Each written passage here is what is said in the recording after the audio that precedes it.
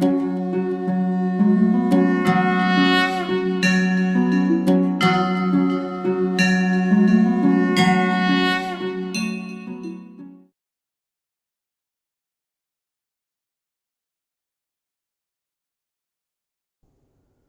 Morning વિદ્યાર્થી મિત્રો.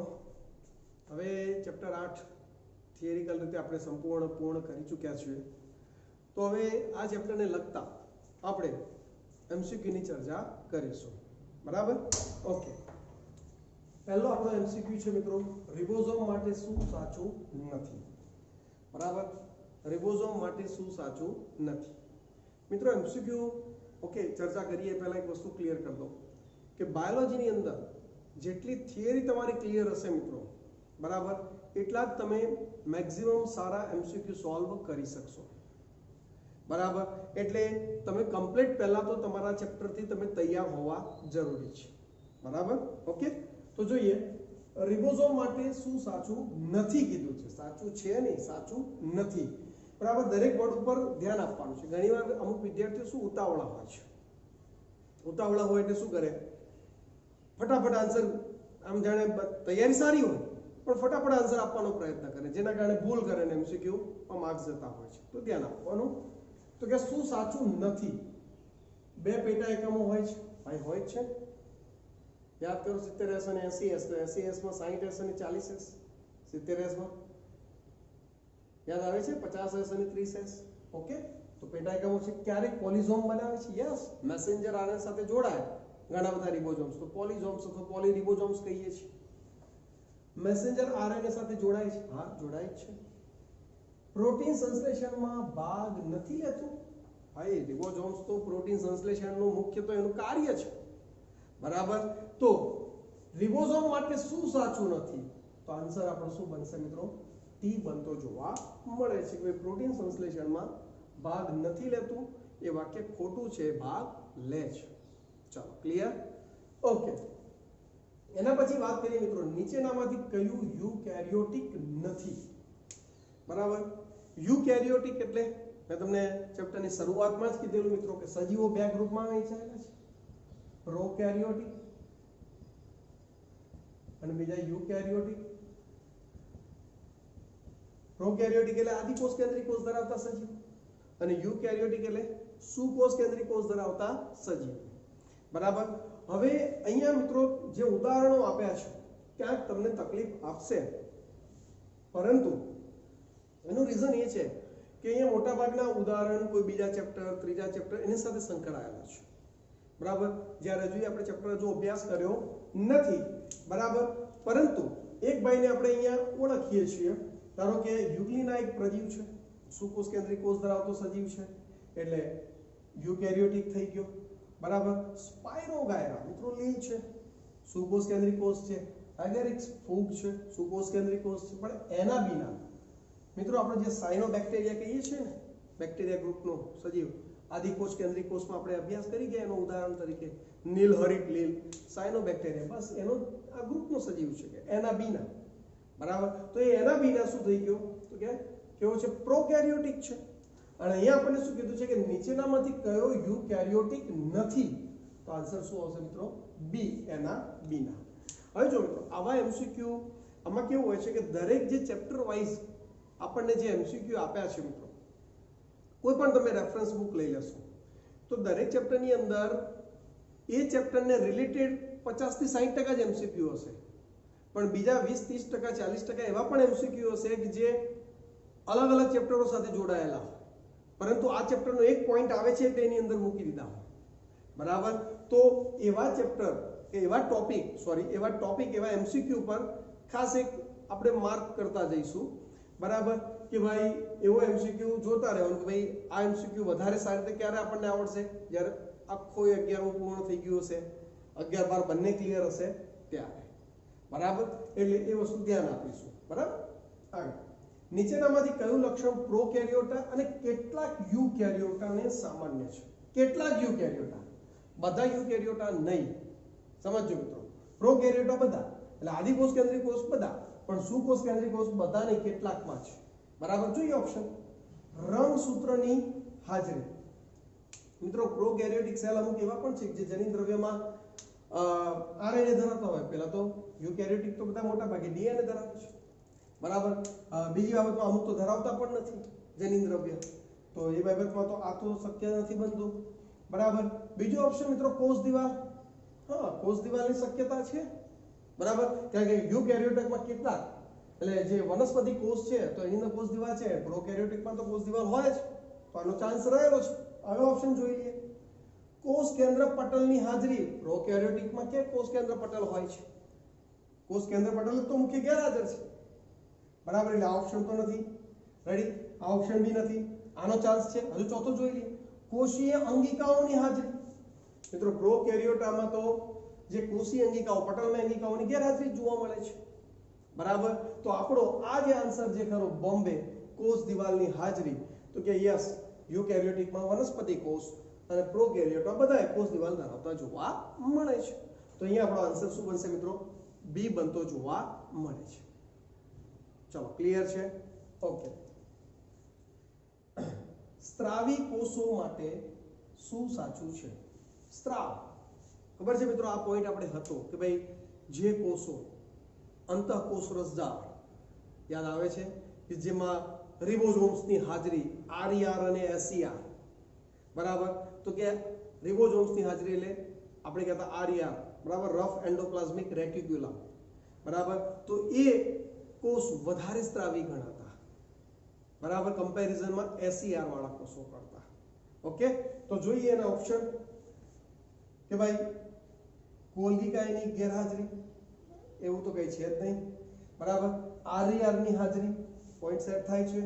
માત્ર એસઈઆર ની હાજરી નહીં, વધારે તો કોણ સ્ત્રાવી છે? આરઈઆર વાળા સ્ત્રાવી વધારે હોય છે. સ્ત્રાવી કણિકા કોષ કેન્દ્રિકામાં નિર્માણ પામે છે, બરાબર. એવું પણ કઈ ખાસ છે નહીં.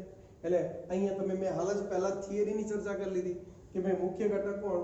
તો કે આરઈઆર ની હાજરી, બરાબર. કેમ કે રફ એન્ડોપ્લાઝમિક રેટિક્યુલર અંતઃકોષ રસજાળની સપાટી પર રિબોઝોમ્સની હાજરી એટલે વધારે પ્રોટીન સંશ્લેષણ, વધારે એ કોષો વધારે સક્રિયતા દર્શાવતા જોવા મળે છે. એ થિયરીમાં આ પોઈન્ટ ઉપર મેં ચર્ચા કરેલી હતી, બરાબર, યાદ હશે, બરાબર. ને તો એ વિડીયો ફરી પાછો એકવાર પુનરાવર્તિત કરી લેજો, એ શબ્દ આવી જશે. ચલો, ક્લિયર છે? ઓકે.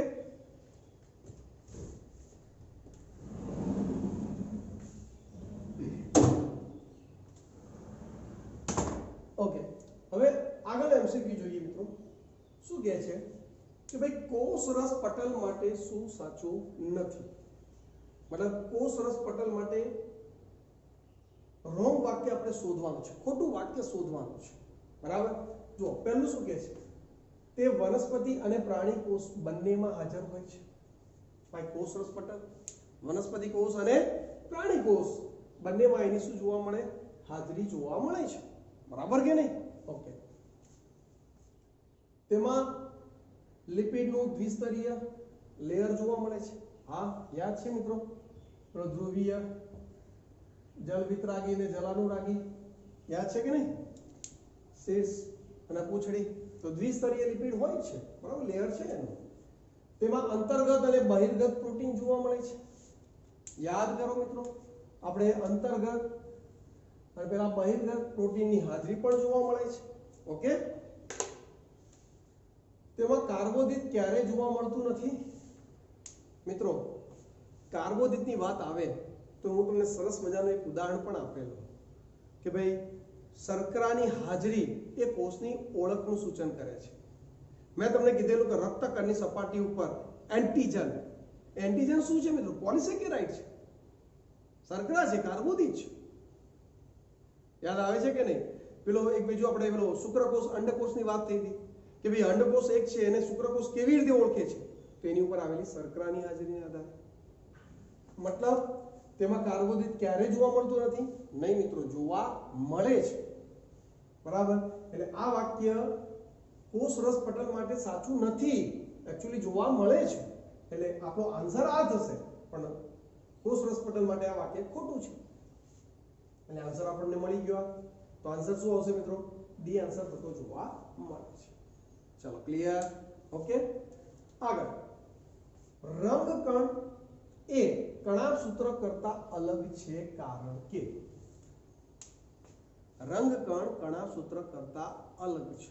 મિત્રો રંગકણ આવે એટલે પેલા હરિતકણ વાળા ગ્રુપની વાત આવી જાય, બરાબર કે નહીં?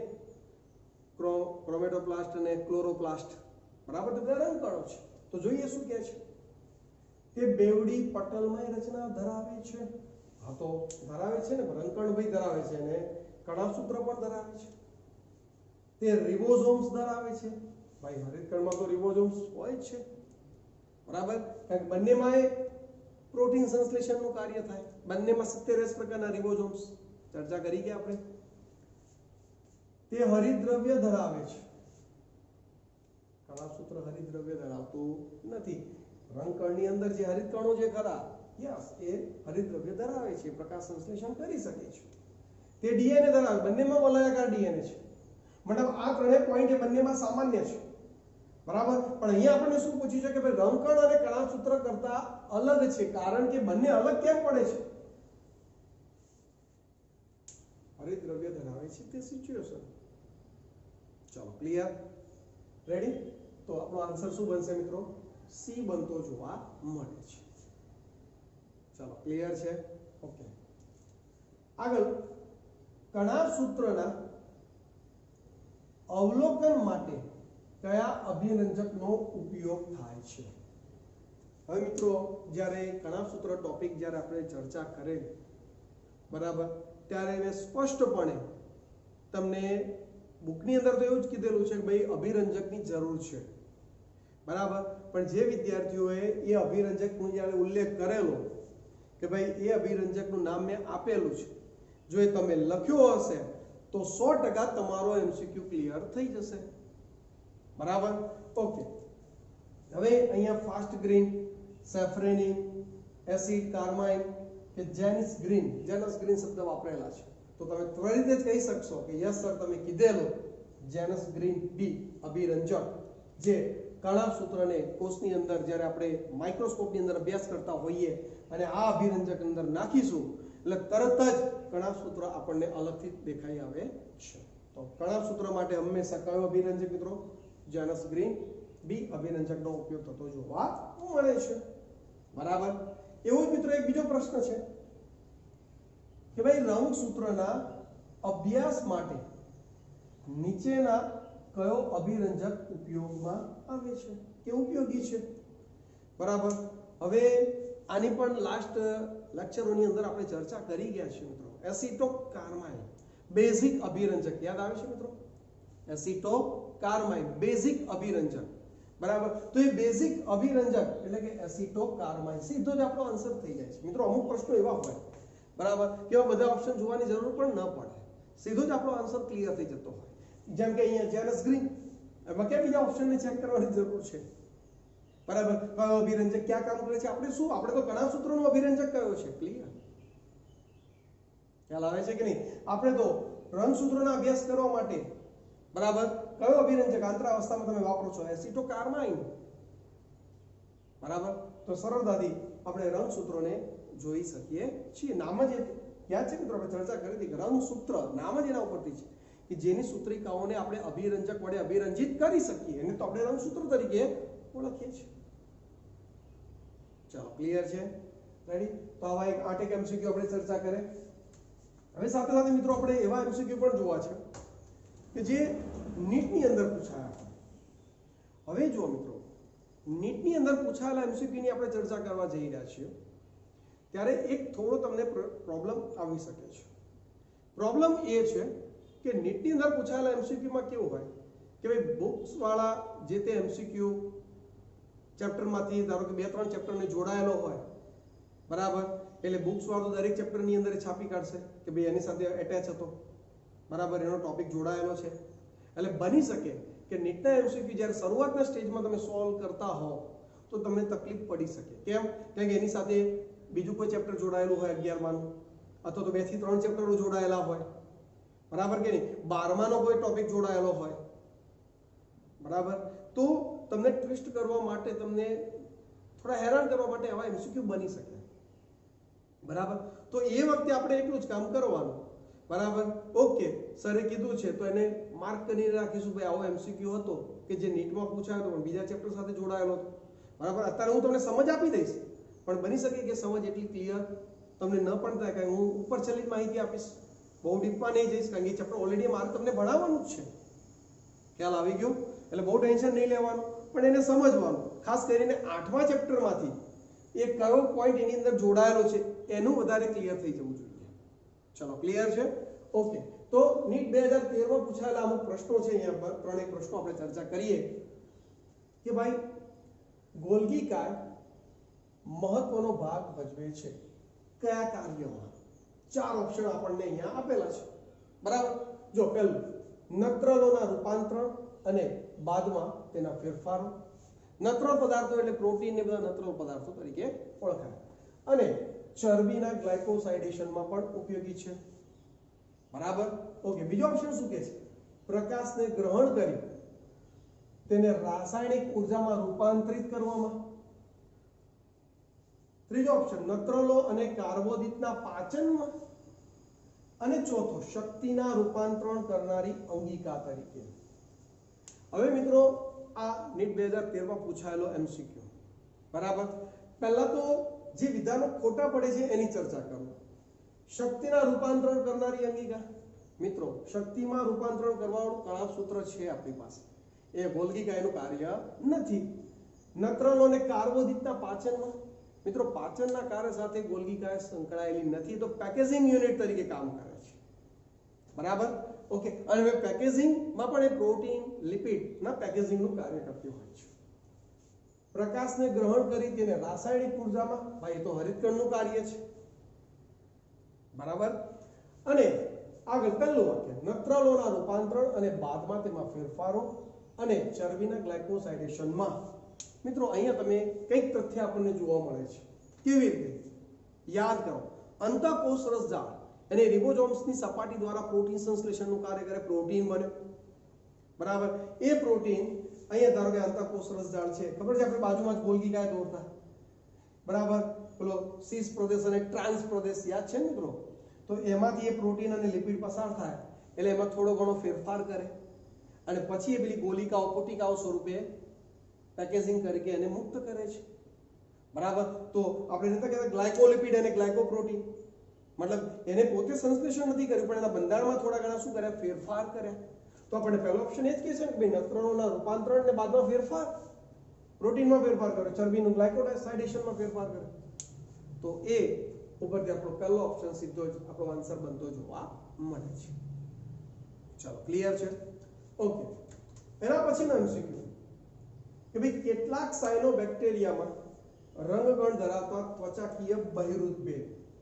કેટલાક સાયનોબેક્ટેરિયામાં રંગકણ ધરાવતા ત્વચાકીય બહિરુદભેદ મિત્રો રંગકણ આવે બરાબર ક્રોમેટોફોર ક્રોમેટોપ્લાસ્ટ શબ્દ આપણે આવતો ક્લોરોપ્લાસ્ટ ક્રોમેટોપ્લાસ્ટ રંગકણની હાજરી જેના કારણે વિવિધ રંગી થતો હોય છે બરાબર તો જ્યારે આવો ઓપ્શન જોઈએ મિત્રો તરત જ ક્રોમેટોફોર કે ભાઈ રંગકણ માટે જવાબદાર ઘટક જ આ છે બરાબર હા બીજા શબ્દો અહીંયા આપેલા છે કે અભિકોષ છે હવે અભિકોષ જે તમે સેકન્ડ ચેપ્ટર ભણશો ત્યારે વધારે ક્લિયર થશે નાઇટ્રોજન સ્થાપક છે એના બીના નિમ્નમાં જોવા મળે છે બરાબર આજે તમારા માટે આ વર્ડ બધા નિમેટોફોર્સ આ બધા શબ્દો અત્યારે તમારા માટે અટવાયેલા છે બરાબર હા પણ તમને એ તો ક્લિયર છે કે ક્રોમેટોફોર્સ ક્રોમેટો રંગકણ છે રંગ સર્જક છે તો આન્સર આપણો એ જ બનશે સીધો જ બરાબર પરંતુ આ બધા વર્ડ બી તમારા ક્લિયર થશે જેમ જેમ નવા ચેપ્ટર ચાલશે ને તેમ ચલો ક્લિયર ઓકે હવે જો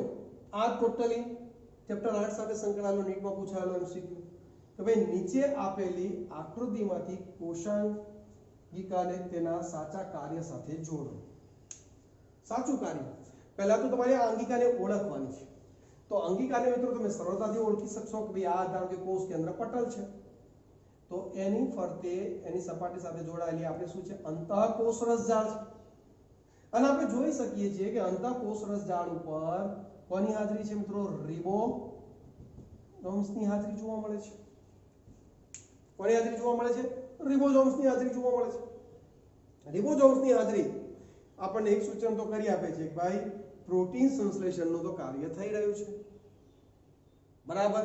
ધારો કે અહીંયા રિબોઝોમ્સ ના આપ્યા હોત તો સ્મૂથ એન્ડોપ્લાઝમિક રેટિક્યુલમ હતો, તો લિપિડ સંશ્લેષણ થતું. પણ અહીંયા તમને રિબોઝોમ્સ આપેલા છે અને અંતઃકોષ રસજાળ આપેલી છે. જોઈએ, સમજી લઈએ કે કોઈ કોષ કેન્દ્ર પટલ સાથેનું તો વાક્ય નથી ને, બાકી તો આપણો આન્સર ચોખ્ખો દેખાઈ આવે છે. તો જો શું કહે, પહેલો ઓપ્શન કણિકામય અંતઃકોષ રસજાળ, આ છે.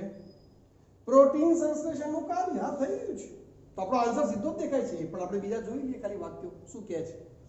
કણિકામય અંતઃકોષ રસજાળ, બરાબર. ગ્લાયકોપ્રોટીનની બનાવટ, મિત્રો ગ્લાયકોપ્રોટીન હોતી પણ જો ગોલ્ગી કાંઈ બાજુમાં આપ્યું હોત તો, બરાબર. ઓકે, ગોલ્ગી પ્રસાધન છે જ નહીં અને પ્રોટીન સંશ્લેષણ, બરાબર. અહીંયા તો આપણને અંતઃકોષ રસજાળ આપેલી છે, બરાબર. આગળ ગોલ્ગી પ્રસાધન, ગ્લાયકોલિપિડની બનાવટ, ભાઈ ગ્લાયકોલિપિડ બી સાચું. અચ્છા, આ જ એમસીક્યુ મિત્રો આ રીતે પૂછે તો બે રિબોઝોમ્સ કાઢી નાખે, રિબોઝોમ્સ કાઢી નાખે તો આપણો એમસીક્યુ નો આન્સર શું બનતો? ભલે એમાંથી નહીં બનતો પણ એમ આવતો કે કણિકા વિહીન અંતઃકોષ રસજાળ અને લિપિડનું સંશ્લેષણ.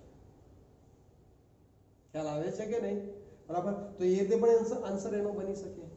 એટલે આપણને એમસીક્યુ મતલબ એનો પ્રશ્ન શું કહેવા માંગે છે, ડાયાગ્રામ આપ્યો હોય, કોઈ આકૃતિ આપણને આપેલી હોય, એ શું કહેવા માંગે છે, બરાબર. તો એના ઉપરથી આપણે સરળતાથી આન્સર સિલેક્ટ કરી શકીએ છીએ. પણ એના માટે આપણું નોલેજ ખાસ એનસીઆરટીના ટોપિક ક્લિયર કટ હોવા જોઈએ. ચાલો, ક્લિયર છે? તો અહીંયા આપણો આન્સર શું બને છે મિત્રો? તો કે કણિકામય અંતઃકોષ રસજાળ અને પ્રોટીન સંશ્લેષણના કાર્ય સાથે સંકળાયેલો છે. ચલો, ક્લિયર છે મિત્રો? ખ્યાલ આવી ગયો? તો અહીંયા સુધી લગભગ આજે આપણે 13 જેવા એમસીક્યુ ની ચર્ચા કરી, બરાબર. તો એ દરેકે દરેક એમસીક્યુ તમારા માઇન્ડની અંદર ક્લિયર થઈ ગયા હશે, બરાબર. અને સાથે સાથે તમારે પણ અમુક એમસીક્યુ રેફરન્સ બુક તમારી પાસે હોય તો એમાંથી એમસીક્યુ સોલ્વ કરતા રહેવું, જેથી તમને તકલીફ ન પડે. ચલો, ક્લિયર છે? નેક્સ્ટ લેક્ચરમાં પણ આપણે આગળ નીટમાં પૂછાયેલા એમસીક્યુ કે બીજા એમસીક્યુની ચર્ચા કરવાના છીએ. Okay, good.